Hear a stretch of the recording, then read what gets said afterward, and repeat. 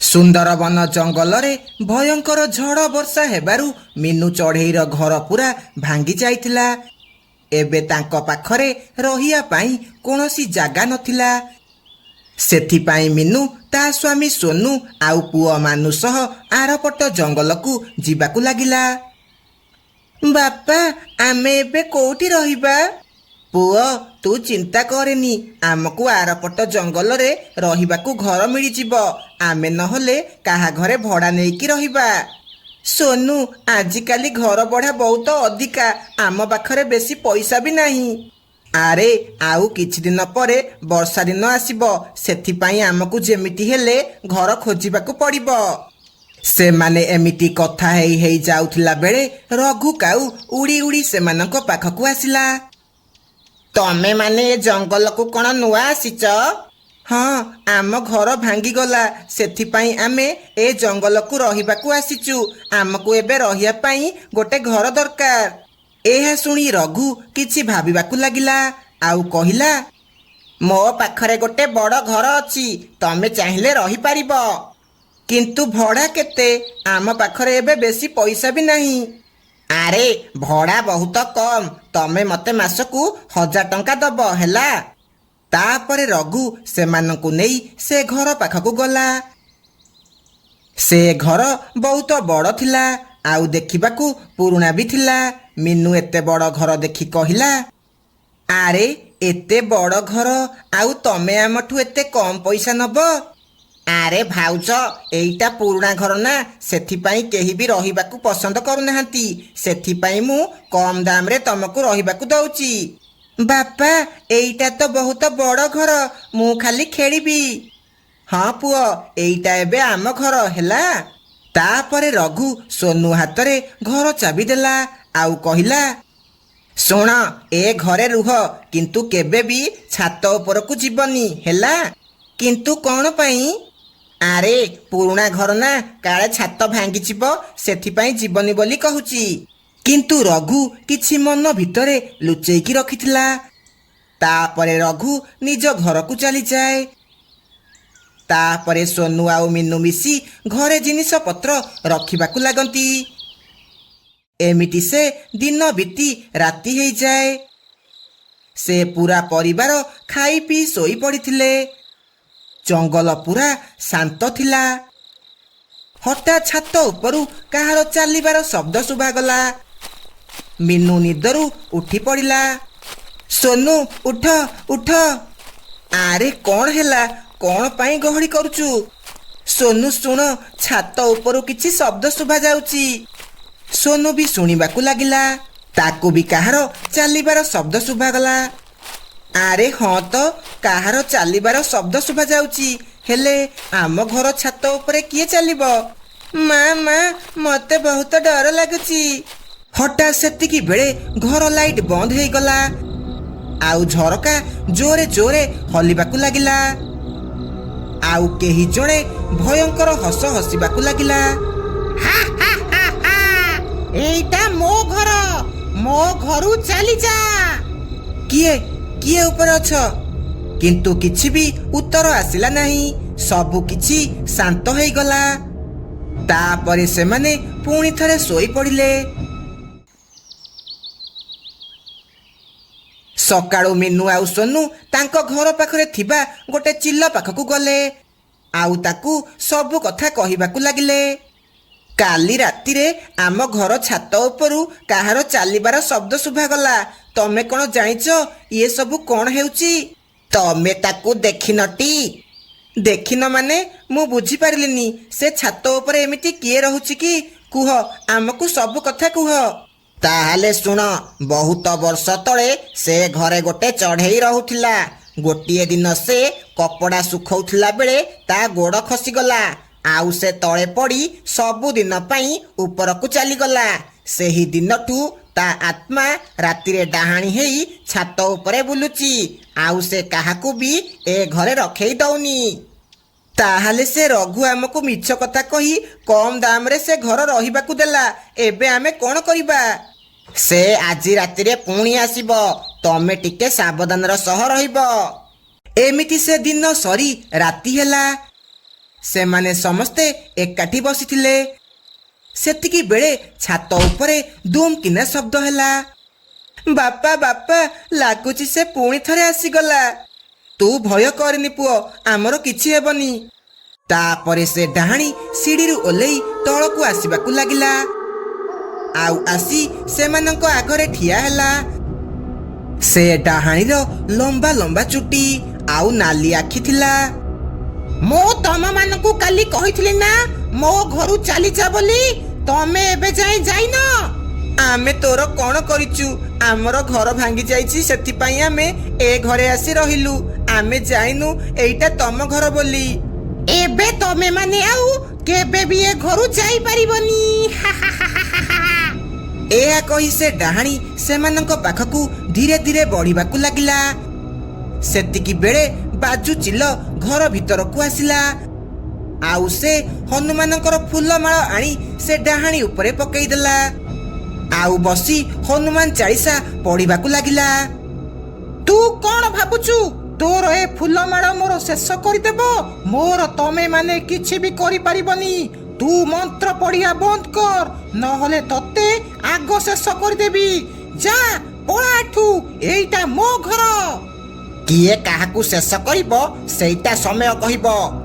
ବାଜୁ ଚିଲ ଆହୁରି ଜୋରେ ଜୋରେ ହନୁମାନ ଚାଳିଶା ପଢିବାକୁ ଲାଗେ। ଡାହାଣୀ ସେ କଷ୍ଟ ନ ସହିପାରି ଧୂଆଁ ହେଇ ସେ ଫୁଲମାଳ ଭିତରେ ପଶିଯାଏ। ତାପରେ ବାଜୁ ଚିଲ ସେ ଫୁଲମାଳ ନେଇ ଦିଅଙ୍କ ପୋଖରୀରେ ବିସର୍ଜନ କରିଦିଏ। ଏବେ ସେ ଡାହାଣୀର ଆତ୍ମାକୁ ଶାନ୍ତି ମିଳିଗଲା। ଆଉ ସେ କେବେ ବି ତମକୁ ହଇରାଣ କରିବନି।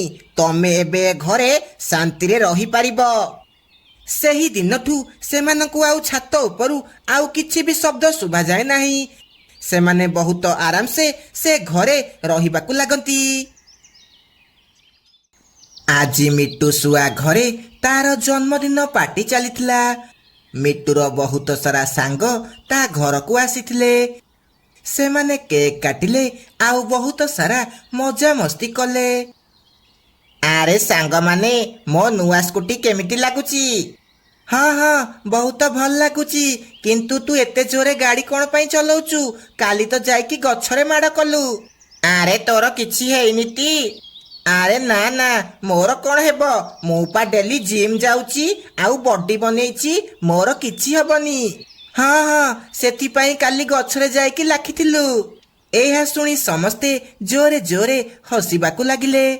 ଏମିତି ସେମାନେ ମଜାମସ୍ତି କଲେ। କିଛି ସମୟ ପରେ ପାର୍ଟି ଶେଷ ହେଲା। ପକ୍ଷୀମାନେ ନିଜ ନିଜ ଘରକୁ ଯିବାକୁ ଲାଗିଲେ। ସେତେବେଳକୁ ରାତି ବହୁତ ହେଇଯାଇଥିଲା। ହଉ ମିଟୁ, ମୁଁ ଏବେ ଘରକୁ ଯାଉଛି। ଆରେ ରାତି ବହୁତ ହେଲାଣି, ଏବେ ନ ଗଲେ ହବନି। କାଲି ସକାଳେ ଯିବୁ। ଆଜି ରାତିରେ ଆମ ଘରେ ରହିଯା। ନା ମିଟୁ, ମା ଘରେ ଅପେକ୍ଷା କରିଥିବ। ନ ଗଲେ ସେ ବହୁତ ଚିନ୍ତା କରିବ। ଆଉ କେତେବେଳେ ଆସିଲେ ରହିବି। ହଉ ଯା ଯେ, କିନ୍ତୁ ସେ ଜଙ୍ଗଲ ବାଟ ଦେଇ ଯିବୁନି, ଗାଁ ବାଟ ଦେଇକି ଯିବୁ ହେଲା। କାହିଁ, ଜଙ୍ଗଲ ରାସ୍ତା କଣ ଅସୁବିଧା ଅଛି କି? ସେପଟେ ଗଲେ ମୁଁ ଜଲ୍ଦି ଘରେ ପହଞ୍ଚିଯିବି। ଗାଁ ପଟେ ଗଲେ ବେଶୀ ଡେରି ହେବ। ଆରେ ମୁଁ ଶୁଣୁଥିଲି ସେ ଜଙ୍ଗଲ ରାସ୍ତା ଦେଇକି ରାତିରେ ଯିବା କଥା ନୁହଁ। ସେଠି ବହୁତ ଅଦ୍ଭୁତ ପ୍ରକାର ଘଟଣା ଘଟୁଛି। ହଁ ମିଟୁ ଭାଇ, ତମେ ଠିକ କହୁଛ। ମୁଁ ଶୁଣିଛି ସେ ଜଙ୍ଗଲ ରାସ୍ତା ଦେଇ ଯିଏ ଯାଏ ତା ଗାଡ଼ି ଖରାପ ହେଇଯାଏ। ହଁ, ମୁଁ ଶୁଣିଛି ଆଉ ଗୋଟେ ଡାହାଣୀ ଆସିକି ଲିଫ୍ଟ ଦବ ବୋଲି କୁହେ।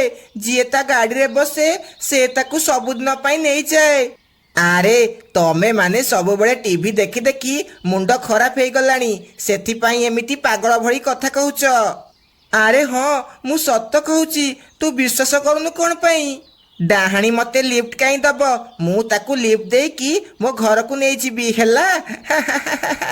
ଏମିତି ହସି ହସି ବଣ୍ଟି ତା ସ୍କୁଟି ଚାଲୁ କରେ ଆଉ ସେଠାରୁ ଯିବାକୁ ଲାଗେ। ମିଟୁ ମନେ ମନେ ବହୁତ ଡରିକି ଥିଲା। ସେଦିନ ଆକାଶ ପୁରା ମେଘୁଆ ଥିଲା। ଥଣ୍ଡା ଥଣ୍ଡା ପବନ ହେଉଥିଲା ଆଉ ପୁରା ଶାନ୍ତ ପରିବେଶ ଥିଲା। ବଣ୍ଟି ଖୁସି ଖୁସି ସ୍କୁଟି ଚଲେଇ ଘରକୁ ଯାଉଥିଲା।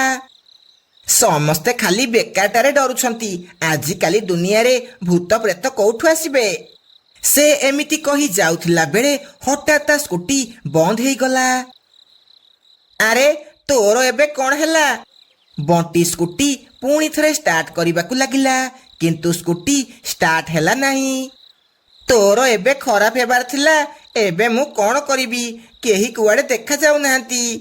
ସେତିକି ବେଳେ ଜୋରେ ଜୋରେ ଥଣ୍ଡା ପବନ ବହିବାକୁ ଲାଗିଲା, ଗଛ ସବୁ ହଲିବାକୁ ଲାଗିଲା, ଆଉ ପଛପଟୁ ହର୍ନ ମାରିବାର ଶବ୍ଦ ଶୁଭାଗଲା। ବଣ୍ଟି ପଛକୁ ବୁଲି ଦେଖିଲା, ଅନ୍ଧାର ଭିତରେ ଗୋଟେ ସ୍କୁଟି ତା ଆଡ଼କୁ ମାଡ଼ି ଆସୁଛି। ସେ ଗାଡ଼ିର ହେଡଲାଇଟ୍ ଜଳୁଥାଏ ଆଉ ବନ୍ଦ ହେଉଥାଏ। ସେ ସ୍କୁଟି ଆସି ବଣ୍ଟି ପାଖରେ ରହିଲା। ସେ ଦେଖିଲା ସେ ସ୍କୁଟିରେ ଗୋଟେ ଚଢ଼େଇ ବସିଛି, ଆଉ ସେ ଧଳା ରଙ୍ଗର ଶାଢ଼ୀ ପିନ୍ଧିଛି। ସେ ଚଢ଼େଇ ଟିକେ ହସିକି କହିଲା, କ'ଣ ହେଲା? ତମ ସ୍କୁଟି ଖରାପ ହେଇଗଲା କି? ହେଲେ ତମେ କିଏ? ଆଉ ଏତେ ରାତିରେ ଏଠି କ'ଣ କରୁଛ? ଆରେ ମୋ ଘର ଏଇ ଆଗରେ। ମୁଁ ସବୁଦିନ ରାତିରେ କାମ ସାରି ଏଇ ବାଟ ଦେଇ ଘରକୁ ଯାଏ। ଆସ, ମୁଁ ତମକୁ ଘରେ ଛାଡ଼ିଦେବି। ଏହା ଶୁଣି ବଣ୍ଟିକୁ କିଛି ଗଡ଼ବଡ଼ ଲାଗିଲା, ଆଉ ସେ ମନେ ମନେ ଟିକେ ଡରୁଥିଲା। ସେ ହଠାତ୍ ତଳକୁ ଅନେଇଲା। ସେ ଦେଖିଲା ସେ ଚଢ଼େଇର ଦିଟା ଯାକ ପାଦ ଓଲଟା ଅଛି। ଏହା ଦେଖି ତା ଦେହ ଥରିବାକୁ ଲାଗିଲା, ଆଉ ସେ ବହୁତ ଡରିଗଲା। ସେତିକି ବେଳେ ତାର ମିଟୁ କଥା ମନେ ପଡ଼ିଗଲା। ଆରେ ଇଏ ତ ଗୋଟେ ଡାହାଣୀ। ହଠାତ୍ ସେ ଚଢ଼େଇର ମୁହଁ ବହୁତ ଭୟଙ୍କର ହେଇଗଲା, ଆଉ ସେ ଗୋଟିଏ ଡାହାଣୀରେ ପରିଣତ ହେଇଗଲା। କ'ଣ ହେଲା? ତୁ ମତେ ଚିହ୍ନି ଗଲୁ କି? ବଣ୍ଟି ଯେମିତି ଏ କଥା ଶୁଣିଛି, ସେ ଜୋରେ ଜୋରେ ଦୌଡ଼ିବାକୁ ଲାଗିଲା। ସେ ଡାହାଣୀ ବି ସ୍କୁଟି ଧରି ତା ପଛରେ ଗୋଡ଼େଇବାକୁ ଲାଗିଲା। ରହ ରହ, କୁଆଡ଼େ ଯାଉଛୁ? ମୋ ଗାଡ଼ିରେ ବସେ, ମୁଁ ତତେ ଛାଡ଼ିଦେବି। ରହ ରହ। ବଞ୍ଚାଅ ବଞ୍ଚାଅ, କିଏ କୋଉଠି ଅଛ? ମତେ ବଞ୍ଚାଅ, ଏ ଡାହାଣୀ ମତେ ଖାଇଯିବ, ମତେ ବଞ୍ଚାଅ। ଏମିତି ସେ ଜୋରେ ଜୋରେ ଦୌଡ଼ିବାକୁ ଲାଗେ। ଡାହାଣୀ ସେମିତି ତାର ପିଛା କରିବାକୁ ଲାଗେ। ସେହି ବାଟରେ ପ୍ରଭୁ ଜଗନ୍ନାଥଙ୍କ ମନ୍ଦିର ଥିଲା। ସେ ସିଧା ସେ ମନ୍ଦିର ଭିତରେ ପଶିଯାଏ, ଆଉ ଦିଅଁଙ୍କୁ ଡାକିବାକୁ ଲାଗେ, ହେ ପ୍ରଭୁ, ମତେ ବଞ୍ଚେଇ ଦିଅ, ମୁଁ ଆଉ କେବେ ବି ଏ ବାଟ ଦେଇ ଯିବିନି। ଡାହାଣୀ ତା ସ୍କୁଟି ଧରି ସେଠାକୁ ଆସେ। ସେ ମନ୍ଦିର ଭିତରକୁ ଯାଇପାରେ ନାହିଁ। ବାହାରେ ଠିଆ ହେଇ ବଣ୍ଟିକୁ ଡାକିବାକୁ ଲାଗେ, ଆସେ ଆସେ, ବାହାରକୁ ଆସେ। ସେଠି କ'ଣ କରୁଛୁ? ବାହାରକୁ ଆସେ, ମୁଁ ତୋର କିଛି ବି କରିବିନି। ବଣ୍ଟି କିଛି ବି ଶୁଣେ ନାହିଁ। ସେ ସେମିତି ଭଗବାନଙ୍କୁ ଡାକିବାକୁ ଲାଗେ। ସେତିକି ବେଳେ ଜୋରେ ଗୋଟେ ଘଡ଼ଘଡ଼ି ମାରେ, ଆଉ ସେ ଡାହାଣୀ ଧୂଆଁ ହେଇ ଆକାଶରେ ଅଦୃଶ୍ୟ ହେଇଯାଏ। ସକାଳ ହେବା ଯାଏ ବଣ୍ଟି ସେ ମନ୍ଦିର ଭିତରେ ରୁହେ। ତାପରେ ସେ ଘରକୁ ଆସେ, ଆଉ ସମସ୍ତଙ୍କୁ ରାତିର ଘଟଣା ବିଷୟରେ କୁହେ। ଆରେ ପୁଅ, କିଛି ବର୍ଷ ପୂର୍ବେ ସେଇ ଜାଗାରେ ଗୋଟେ ଚଢ଼େଇର ଆକ୍ସିଡେଣ୍ଟ ହେଇଥିଲା, ଆଉ ସେ ସ୍କୁଟି ଚଲେଇବାକୁ ବହୁତ ଭଲ ପାଉଥିଲା, ଆଉ ତା ଆତ୍ମା ସବୁଦିନ ରାତିରେ ସେଇ ରୋଡରେ ସ୍କୁଟି ଚଲାଉଛି। ସେହି ଦିନଠୁ ବଣ୍ଟି ଆଉ କେବେ ବି ରାତିରେ ସେ ଜଙ୍ଗଲ ରାସ୍ତା ଦେଇ ଗଲା ନାହିଁ। କିନ୍ତୁ କିଛି ପକ୍ଷୀମାନେ ଆଜି ବି କୁହନ୍ତି, ରାତିରେ କାହାର ସ୍କୁଟି ଚଲେଇବାର ଶବ୍ଦ ଆସେ।